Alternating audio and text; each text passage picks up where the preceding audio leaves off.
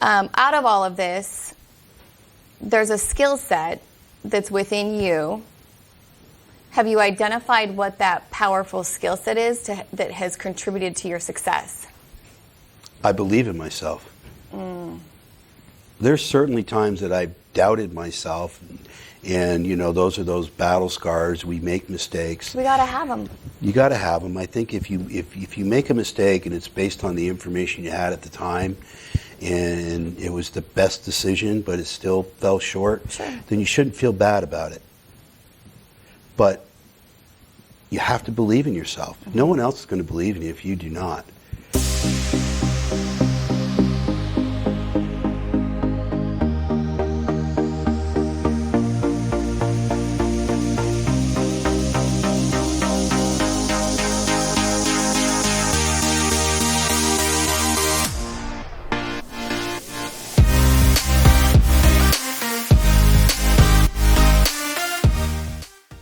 Hi everybody, I'm Nicole Miller and you're listening to the Construction Influencer Podcast, where we talk about construction, leadership, sales, and best of all, we connect with leaders in our industry that inspire and influence people every single day.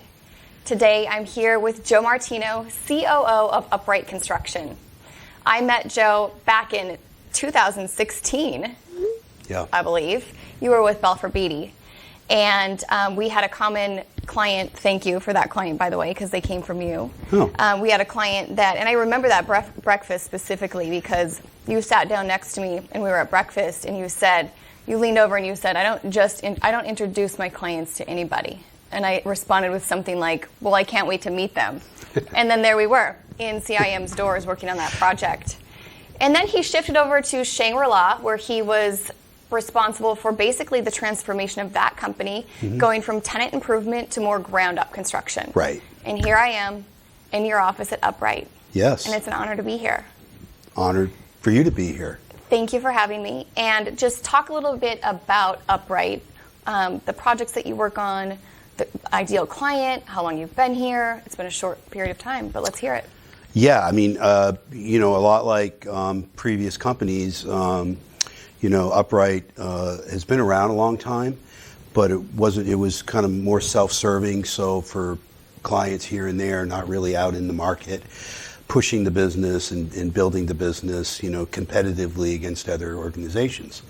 And so January 2nd, I guess, was my first day. Of 2020? Uh-huh. Okay. So what are we in? September? We are in September 2nd of 20, same year. Yep. So not that long ago, a lot of things transpire, right? A lot of things happen. Again, it's more of taking a TI specific organization and molding it into a full service general contractor. Yeah. Without losing the intimacy of the tenant improvement relationships, right? You never want to lose sight of how the company came to be. Absolutely. But if you want to grow, then sometimes you have to change the players and you have to change the business plan. It's no different than a professional team changing the playbook. So this was a playbook reshuffle, and in a very short amount of time, I think, if we jump into, revenue earnings, it's probably 700%. In 8 months. Unbelievable. And how? Well, it takes a lot of good people, and it takes people buying into a vision that, the board and the investors that believed in me, having that same vision. You have to have the common goal, and you have to have the common agenda. Yeah. And sometimes you go through a lot of people to get there. You sure do. So you talked about changing the players.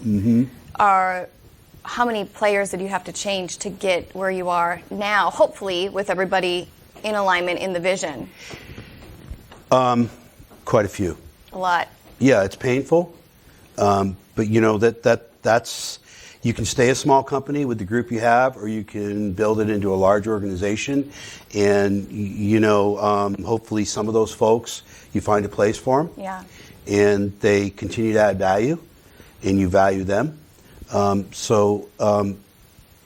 most of the people that were with the company when it started, they're not here. They're not here. You know, they get it. You know, the business outgrew them, and so you help them find a new home, and you keep moving forward. And then in that process of those people leaving and finding a new place to be, you bring new people in. Talk me through how you get that new team, because they haven't been here. They don't know anything about Uprite. How do they get on board with you and the rest of the leadership team? Well, you always try to hire people that you've been successful with in the past, right? That's not a secret. I mean, in our business, relationships are everything, and past performance. You know, what you did yesterday doesn't have a lot to do with what you're doing today or what you're going to do tomorrow. Absolutely. But being in construction, you always measure from the past. Yeah. It's always a past performance. So you start there, and you start reaching out, and you start, you know, cultivating those relationships. And you can only hope that a few strategic people along the way that helped you be successful in the past are willing to do it again. Yeah. And with that, you fill in with the best talent you can find. Which is always a challenge, right? Always a Because challenge. just finding that talent and then keeping that talent, keeping them inspired, keeping them on path with the mission that you have here at Uprite, and you know, keeping that whole thing together. That's a whole separate conversation in how to keep people here and happy, right? But more importantly, what I would love to have you talk about is how you took Uprite from where it was when you started here to the Uprite that it is today. Sure. Well, first, it wasn't just me. Of course. So it's you know, I just happened to be the one sitting here telling the story, but there was a lot of people behind me that made it happen, right? And that's the way it is. You know, being a good leader, you understand and you value the people that, you know, report to you and work with you. So, you know, it starts with transparency, and they need to buy into the vision, and the vision includes a business plan. It includes the culture, core values, and a mission statement. So we redid it all, and we did it all with the input of the people that we compiled, that we feel were the right choices to build this business. So once they're bought into that, and they know they had a say in the brand and everything else that goes along with it, then you can go to work. Okay, so I want to pause here because I think that oftentimes as leaders we think it's a great idea to create the mission statement. We have core values, right? A lot of times they're created by somebody up here and then they're just served to the rest of the team to get on board or don't, right? So what I think I'm hearing you say is that they were part of that whole process so that they could actually feel like they had contribution into what the vision and core values are? Absolutely. Makes a huge difference. How many companies you walk in the door and they have their mission statement on the wall, and 90% of the employees don't even know what it says? A lot. That they even have a mission statement. It was done in a vacuum. Yeah. How can you put core values together if you're not getting what's so important from your employees that are out there making it happen every day? Yeah, absolutely. That's the big, that's where we started. That's the foundation. It's the foundation. Right? And it sounds solid. Okay, It's so solid. from there, you set your foundation, mission, core values, everybody's on board. What's next? Executing the plan. And you have to understand, the plan, it's just like a playbook. If the play doesn't work, change the play. But you have to stay true to a certain point, right? So it is, at the end of the day, there's one person that's making the ultimate decisions on the tough things. That happens to be me on the operational side of the business, right? I have people to report to, investors and partners. Yeah. So you try to execute the plan, and you make the changes as you see fit. You include the key people in that strategy update. Such a big word, include. You have to. Absolutely. This is not a factory where it's automated and there's only a couple of us that, you know, let's change the equipment out. Yeah. We're dealing with human beings, people that you value, you're paying real salaries for, that have the experience and knowledge that you've entrusted to bring on board to represent that brand. Yeah. let them do their job. All they need is a playbook. Yeah. Where are the direction. parameters? Give them the direction. Yep. It's my job to make sure they have all the tools necessary to execute, the plan. When you came here, were the tools necessary? Did you have to bring on a bunch of new stuff to make sure that everybody had the tools to do their job well? We dumped everything and Started we started all fresh. over. Mm-hmm.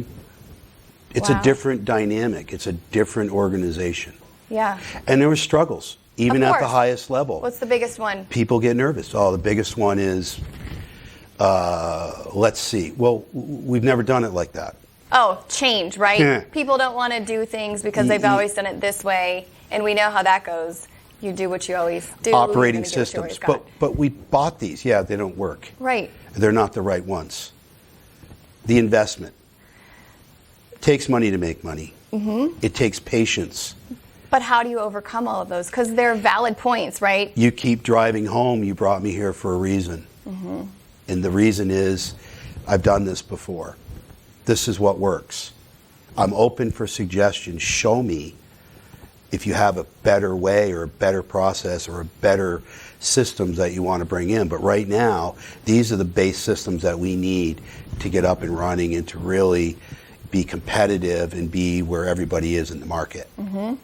And when they really take a step back and they're okay with, okay, let's agree. You first have to agree the systems you have don't work. Yeah. Okay, that's we're going to the get one, right? Okay, good. It might have some kicking and screaming, but we're in agreement. There's some kicking and screaming for sure.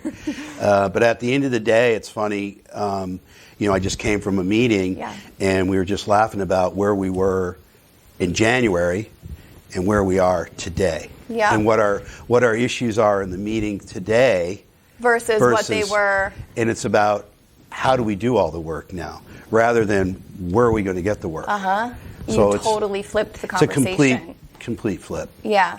Okay, so you've got the plan executed, everybody's on board, you've identified some of the bugs, right? Mm-hmm. The people push back on change, which is human behavior, mm-hmm. right? It's something different.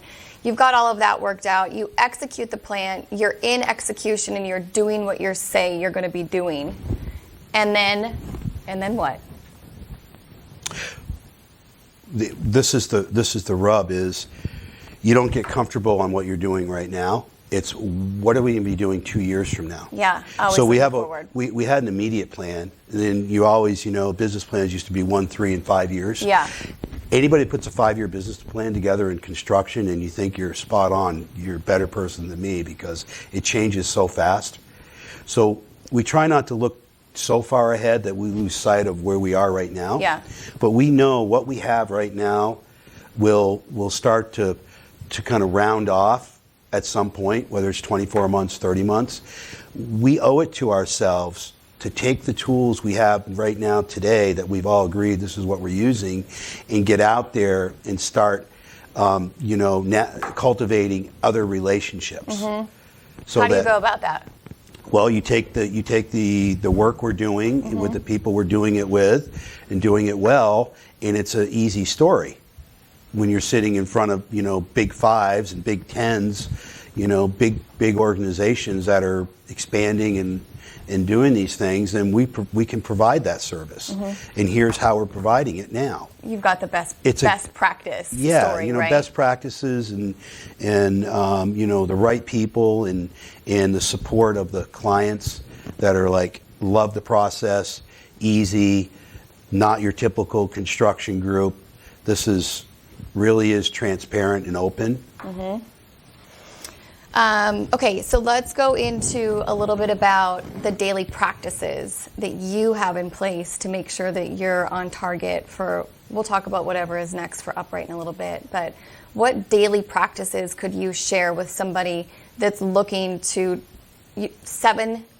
what was your number? 700%? Yeah, 700%. I mean, who does that? First of all, Joe does that. I'm just going to call you Joe the Transformer. Well, again, it's not just me. There's a lot. Course. There's a lot of people behind me, with me, that make it happen. I just happen to be the one sitting here today conveying the message. Yeah. My day. I mean, I try to stay in touch with my management group on a real level, not just a report to me level, Sure. but how are we doing today? How are you? Across the board. And then, I'm a big one on stay in your lane. I have an organizational chart. Yeah. And we talk about it a lot. It's a very flat organizational chart. Less is better. Yes. There's more transparency, no room to hide. You can't just exist. You have to perform. You have to add value. You have to perform. You have to add value. And the people that truly want to do that, it's very easy to do. And so, my everyday, processes are having those conversations. The engagement. Not through emails, not through text messages, having the one-on-ones. I do a lot of one-on-ones at all levels. I try to, when it's off the management level to the more of the project-specific level people, it's not about a job. It's about them. How are you today? So many organizations never ask their employees on a one-on-one, how are you doing? How's that job going? I can get the job report. Yeah. I have plenty of people that tell me it's on, it's off, whatever it is. That's not what this is. This one-on-one is no agenda. I don't go in with an agenda. And at first they're a little on edge. It's like, well, what did I do? You didn't do anything. Well, what are we going to talk about? We're going to talk about you. Yeah, it's engaging with your team members, right? And as we have these conversations with leaders, that is one thing that stands out so strongly in our conversation is that we all recognize that it's about our people. And we have to show them that we care. And those exact interactions that you have with your people are why they stay here. Right. Because they can go, there's lots of GCs to work for. There's always people throwing money. Yeah. And, whether it's $5,000, $10,000, we're deaf toned to that. Yeah. We're hiring for the long term. If you want a long term, experience, then you're someone that can produce, then we're gonna come for you. Absolutely. And so that's really my day. In empowering people, mentoring. Mentoring's a big deal. It's not do it because I want you to do it. Do it because these are the impacts that you could potentially have, both positive and negative. So, well, that brings you back. It brings you back to the core of Uprite, which is your vision and your core values, right? Because you have such a strong foundation of what the vision and your core values are, and it spreads through this office. Right? Everybody stands on that same foundation. Right. It's easy for you then to have the conversations of it's not about why we do this, or it's not about why do you have to do this. It's because this is who we are as a company, and it's in alignment with who we say we are as a company. Right. So to be able to lead at that level is an accomplishment, because that doesn't happen in all companies. It doesn't happen that the foundation is so securely set that that's why people want to do a task, because it's part of who we say we are, and that's Right. why we do what we do. So kudos to you for that type of leadership, because thank it doesn't happen, and everybody else here too, because as you said, it's never just you, it's never the CEO, it's always the people that make the company who and what it is. Right. If you could give a tip of advice to anybody that's looking to be a COO similar to your career path, again, it's been 30 years, so it's been a ride, right? Yeah. What would be your number one tip to somebody that's looking to succeed the way that you have? I don't know if there's any one tip, but I can tell you that just from all the scars I have and the things that I've done wrong, ego is a big one. Yeah. You got to leave it at the door. Yeah. You really, truly need to look at yourself and just say, it's not what I want to do, but it's best for the company and the organization that has shown faith and trust in me, and I'm getting behind this 100%. Yeah. Because those people out there that think that their hidden agenda does not telegraph through, they're kidding themselves. And that's why a lot of people stall in the roles that they're in. Management can see through that. We can see through it. And I was one of those people. in my younger years. I mean, it was. I don't want to do that, but okay, I'll go along. You know, it was. You know, what do they say? Walk the walk, talk the talk. Well, I was only doing 50% of it. And when I truly understood what that really meant, then things really started to happen. You said something that caught my attention in that we can identify it, right? When somebody's agenda isn't truly what our agenda is. And for me, I might be looking for something different, but how do you know? You know, I think that comes with all the battle scars and and surrounding yourself with people that truly are committed, and those who tell you they are. But through their actions? Through their actions, there's a lot of, you just know. Yeah. And it's unfortunate because you come across people, in their years of being in the business, and they come in and they want a position that you would think by then that they had elevated. Right. And so it allows me never to lose sight of those mistakes I've made. And there's a lot of them. And I don't know of anybody that has any kind of success that hasn't realized that. Yeah. And I think in our business, in construction, our legacy is what we've left behind as a group. I don't know of anybody that doesn't drive through LA and go, I built that building. I know. Whether they were a carpenter or they were the senior superintendent, whatever they are, that's all you can ever ask for is being proud of what you do. Yeah. But that common goal and agenda has to, at the highest level, you really need to be true with yourself. Absolutely. And because you brought it up and it's powerful, what is the legacy that you want to leave? I don't know. I mean, that I was fair, I added value, that I valued the people that I was able to empower, that the people that believed in me, said, yeah, he was what he said he was.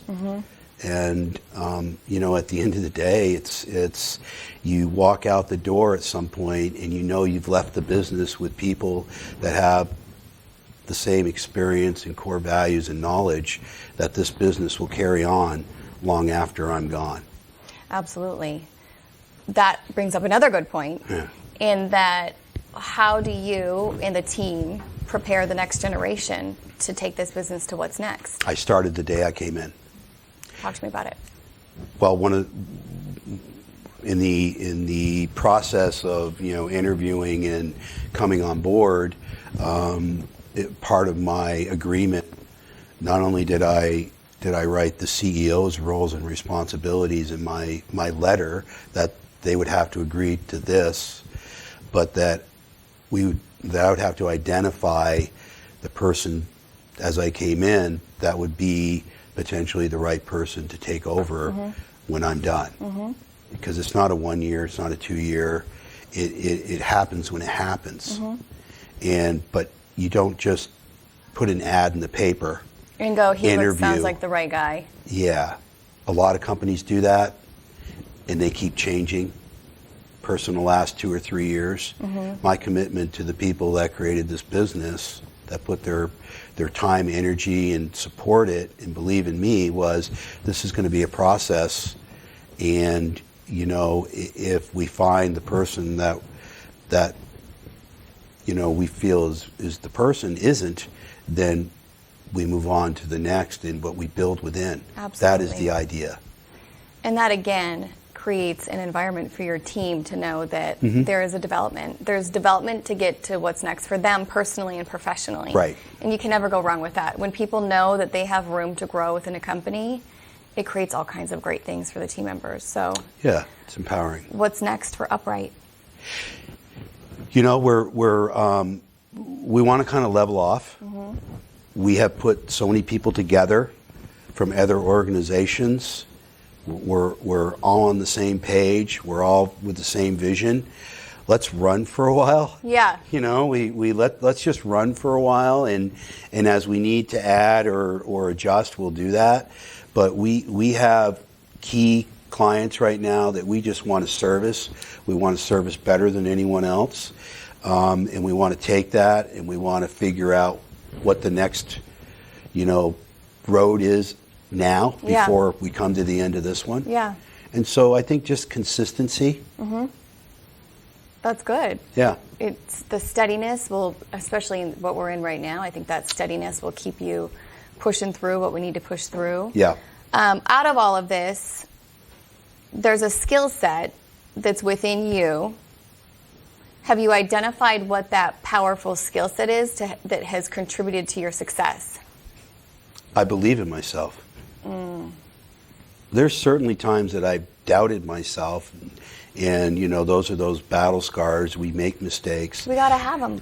You got to have them. I think if you make a mistake and it's based on the information you had at the time, and it was the best decision, but it still fell short, then you shouldn't feel bad about it. But you have to believe in yourself. No one else is going to believe in you if you do not. You put your uniform on and you step on that field. I'm playing. Yeah. For, all day. Yeah. It really doesn't ever turn off. I'm on the field and playing until I can't play anymore. I love that, and it's so powerful. Yeah. And I think if there's a big takeaway from the whole conversation, in any conversation, that it is, we've got to believe in who we are, what we have to offer, our skill set, our ability, and if we don't, like you said, there's nobody else that's going to believe in us if we don't believe in ourselves. So you might get some interaction from this, because I'm sure people will go, okay, so let me get really down into what he really did to make Uprite go. So people might reach out to you. Where can they find you? Joe.Martino at upriteco.com. And you're on LinkedIn. I'm on LinkedIn. You can find me. Anywhere. Yeah, I'm not hiding. I know you're not. I appreciate it. This was so much fun. I love the success story, not only here at Uprite, but I've known you for a while, so I've kept an eye on you, and I know that you've done great things, and it's such a success here at Uprite. And anything else that you want to add before we wrap it up? No, these are very interesting times, and I think if you're ever going to be at the top of your game, right now is the time to be at the top of your game. It's funny because there's a quote that says, "In adversity, champions are made." Yeah, and it's true. It's true. This is the time of what are you made of, and it's time to step up to the plate and show people what we're really made of, because we are in adversity, and we can all be champions when we come out of it. So, thank you for your time. Thank you for listening to the Construction Influencer Podcast. Like it, share it, and subscribe. See you guys soon.